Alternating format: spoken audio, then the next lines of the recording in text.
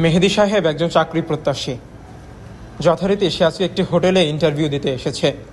তাকে হোটেল কর্তৃপক্ষ বসতে বলে এবং তার কাগজপাতি দিতে বলে। সে কাগজপাতি দেয় এবং হোটেলের এমডি তাকে পরবর্তীতে যোগাযোগ করতে বলে। এরপর নুসরাতের আগমন। নুসরাত একজন চাকরি প্রত্যাশী। হোটেলের এমডি তার কাগজপাতি দেখেই তাকে দেখতে জয়েন করতে বলে। নুসরাত এমডিকে ধন্যবাদ জানিয়ে চলে যায়। পর হোটেলের ম্যানেজার এমডিকে জিজ্ঞাসা করে, আমরা কেন মেহেদিকে বাদ দিয়ে নুসরাতকে নিলাম?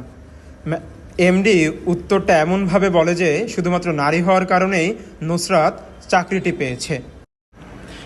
কিছুদিন পর হোটেলের এমডি তার এক বন্ধুকে নিয়ে আসে তার হোটেলে। রিসিপশনে দাঁড়িয়ে থাকা নুসরাতকে তার বন্ধুর দিকে বিশেষভাবে খেয়াল রাখতে বলে। তার বন্ধু খারাপভাবে নুসরাতকে স্পর্শ করে এবং তার রুমে একলা ডাকে। নুসরাত খুব ভেঙে পড়ে। এরপর নুসরাত মুক্তিকে ব্যাপারটি জানায়।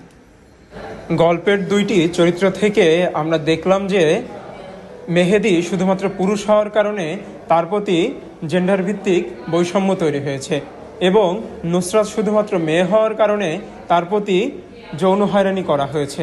আসুন আমরা সকলে মিলে জেন্ডার ভিত্তিক সহিংসতা প্রতিরোধ করি। জেন্ডার ভিত্তিক সহিংসতা প্রতিরোধ করতে নিচের দেওয়া নম্বরে যে কোনো পরিস্থিতিতে যোগাযোগ করি। ধন্যবাদ।